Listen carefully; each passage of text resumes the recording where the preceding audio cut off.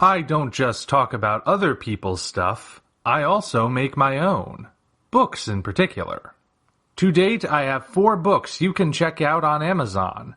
Operation Red Dragon: The Daikaiju Wars Part 1, Occult Mafia, Emerald of Maddox City, and the short story collection Assorted Absurdities, Tales of Kaiju Punk and Other Genres.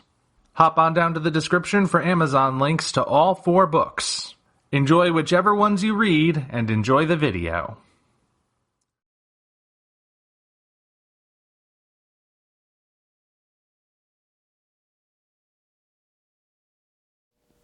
Hello, ladies and gentlemen. I'm the Omni viewer, and I've gotten a few requests to share my thoughts on Universal's remake of The Invisible Man.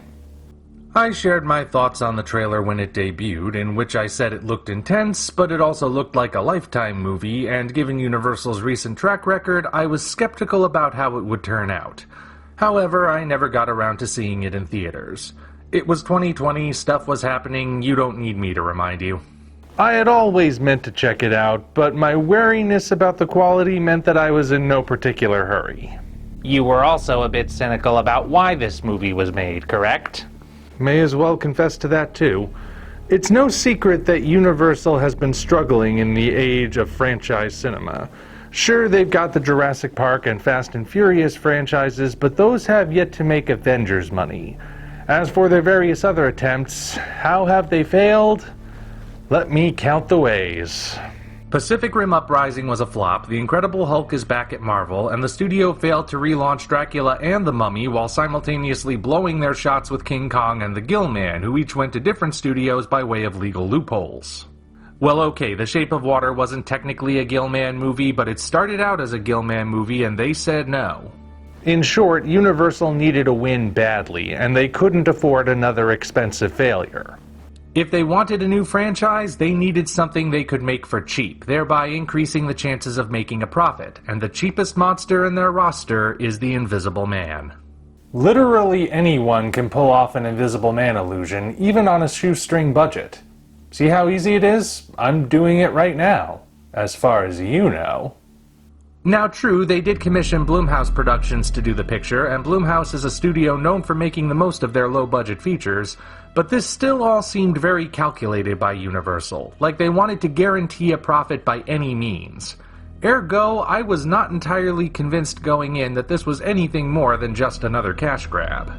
Well, I finally did get around to seeing it, and I'm relieved to say that it's definitely better than the last 2 reboots. The Invisible Man is not trying to be a superhero origin movie like Dracula Untold, nor is it a feature-length trailer for other movies like The Mummy. Instead, it's a self-contained horror movie, as it ought to be. Even knowing that there was franchise potential, time was taken by writer-director Lei Hwanel to craft a complete experience without any extra baggage or setup that wasn't guaranteed to pay off. It doesn't even get bogged down in meta-references to the original film. Oh, such references are there, from the bandaged face in the hospital to how invisibility is attained by wearing a black suit, but they all exist naturally within the film as opposed to being shoved in your face so you can appreciate how clever they are. Heck, I don't even mind the changes they made. Contrary to what you may think, I can accept good changes in a remake. Emphasis on the word good. As mentioned, invisibility is achieved in this film by way of a high-tech suit as opposed to a chemical solution that renders organic tissue transparent. While my first impression is that it does detract a bit from the title character's condition, since the permanence of his invisibility is usually a huge factor in his journey, the technological approach works in the context of this interpretation. Then there's the unexpected choice of where the focus lies. Instead of making the Invisible Man, here named Adrian Griffin, the main character, the main focus falls on Cecilia Cass, his girlfriend who has been traumatized by the psychological abuse he put her through. Griffin instead becomes a presence, using his ability to continue tormenting and isolating her long after she thinks he's gone. Make no mistake, the intensity it generates is very real.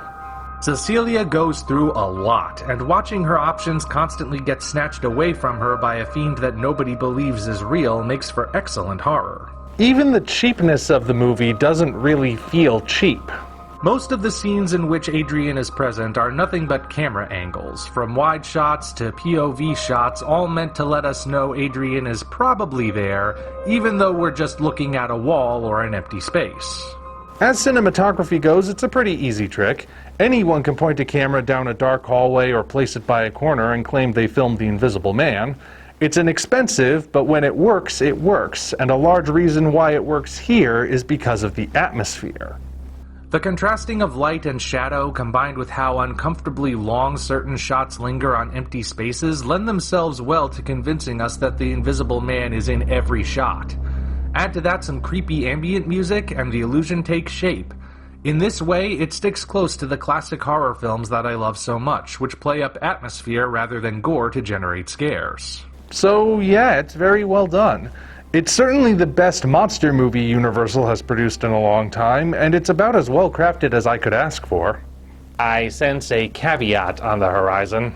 You sense well, Snazzy.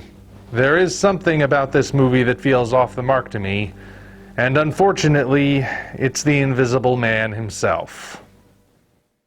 Now, as I get into this next part, bear in mind that I'm not speaking as someone who has only seen the movies.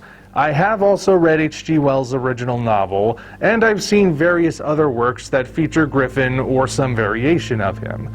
I am very well acquainted with the Invisible Man, and I think that as a character he deserves a lot of respect. He had a profound impact on popular culture, setting the mold for what would come to be known as the supervillain, to say nothing of the various heroic figures who have the power of invisibility. All of that stemmed from Wells' original book. Those of you who saw my initial trailer reaction may recall that I said The Invisible Man looked intense, but it also looked like a Lifetime movie, and I didn't mean that as a compliment. Well, it turns out that concern was not entirely baseless. Griffin, as he appears in the original book and film, is a man of great ambition. He turns himself invisible as his great contribution to the world of science, figuring it will make him wealthy and powerful. Then, having been rendered permanently invisible, he sets about trying to conquer the world. Sure, he's off his rocker by that point, but one gets the impression that he could potentially do it. Heck, when you jump to the movies, you'll find that he racks up the highest body count of the Universal monsters, killing almost 200 people in his first appearance.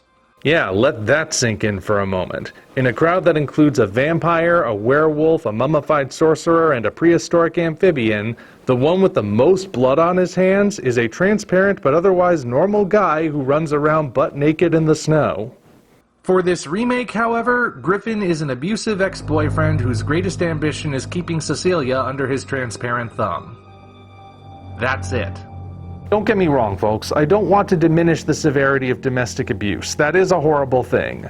What I'm saying is that for the Invisible Man specifically as a character, it feels like a step backwards. I would think that tormenting his ex-girlfriend would be more of a starting point as opposed to the master plan. We then have the fact that making Adrian Griffin a villainous presence instead of a primary character means he doesn't have much substance beyond just being evil and abusive. But Griffin just being pure evil is true to the original books, isn't it? You could say that, yes, but in response, I would say the book has far more nuance than it first appears. Griffin in the book has an insatiable desire for money and power which motivates him from the beginning. However, it's also stated that when he was opaque, Griffin was albino. One has to imagine that being born albino in Victorian England was a tremendous limit on his life. He would primarily be viewed as a freak by the people around him, women would be repulsed, and the only jobs he would likely be able to get would be well beneath his brilliance.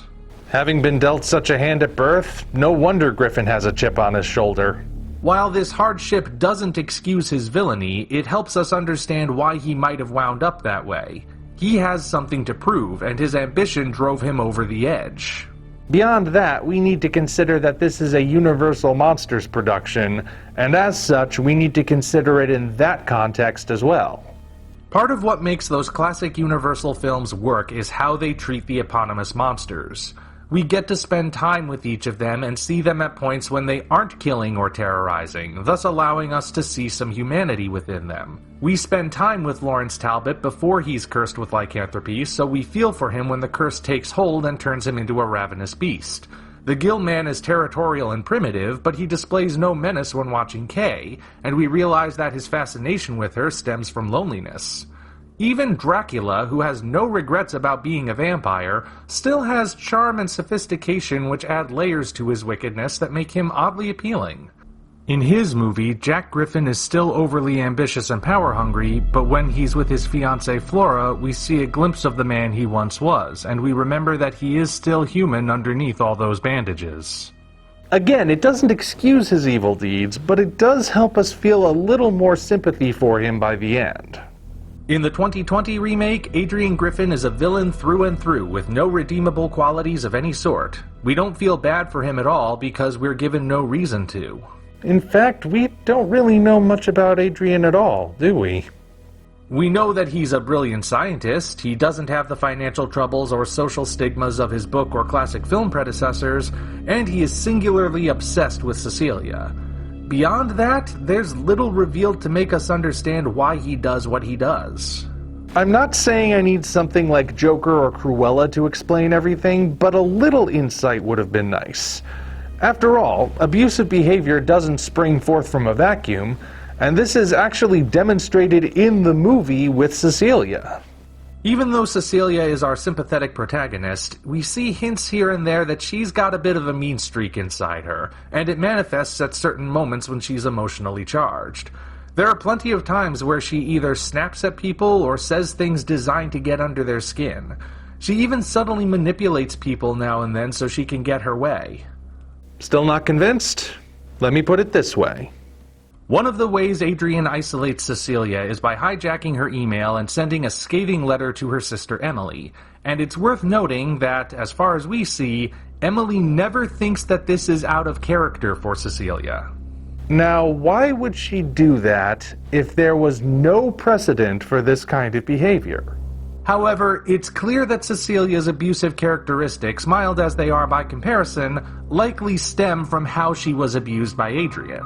Intentionally or not, she probably learned it from him, which is not all that uncommon. Hurt people, as the saying goes. So where did Adrian learn it from? We never find out because he's just meant to be an unsympathetic monster we want to see beaten. For some reason, the film's nuance only extends so far, and it makes me wonder if that nuance was even meant to be there in the first place, or if maybe there's some sort of double standard keeping it in check. Why can't Griffin just be insane? Because he's clearly not insane. He's a narcissist, sure, and he probably has some chemical imbalance if he thinks his actions are justified, but I doubt that he's properly psychotic. He's just too in control of his actions for that to be the case. There has to be something else behind Adrian's behavior, or if he is properly insane, we need some sort of evidence for that. As it stands now, Adrian Griffin is just too enigmatic. Also worth noting is how making invisibility achievable by way of a suit opens up a plot hole. Stick with me on this. We know that Adrian is a world-renowned expert in optical science, and he's financially successful in this field if the swank pad with high-tech security is any clue. This naturally raises the question of why nobody takes the idea that he might have found a way to achieve invisibility seriously. Did the optical technician really never publicly reveal that he was working on such technology? Such a device as an invisibility suit would be the sort of thing guaranteed to make him richer than Bill Gates. If he never spoke about the suit because it was a top-secret military project, why not just say so? It took me like 5 seconds to say it just now. The end result is that we must assume Adrian kept the suit a secret specifically in case Cecilia ever tried running out on him, which is highly improbable and requires a level of insight on Adrian's part that would border on clairvoyance. I just don't see him sitting on a potential gold mine like this unless he knew for a fact that events would play out exactly as they do. But these events are so specific that it's impossible for him to have predicted them, especially in a movie where it doesn't seem the supernatural is in effect. So where do you fall then? Do you like the movie or not? Well, I'm not sure. I would never call this movie bad, and it's leagues better than Dracula Untold and The Mummy. At the same time, it feels like the movie missed the point of the Invisible Man, which is an issue because he's the whole reason the movie exists in the first place. I don't feel like I wasted my time watching it, but I don't feel the desire to ever watch it again. When all is said and done, though, I'd much rather watch the original movie over this. Only time will tell if it leaves any sort of impact, but for now, I've said all that I can say. Until such time as we meet again, this is the Omni Viewer signing off.